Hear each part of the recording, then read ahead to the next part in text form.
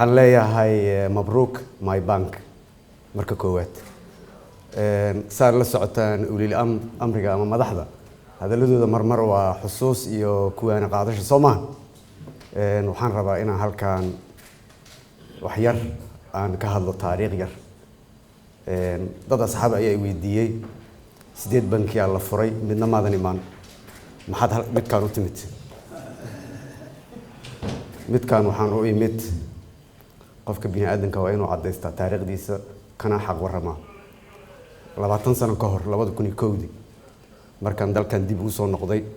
mushaarkaygii ugu horeeyay waxay siiyay Cabdullaahi Nuur Udiin $300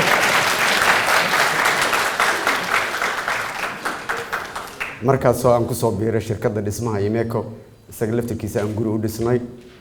2001 marka saa hal loo ogaado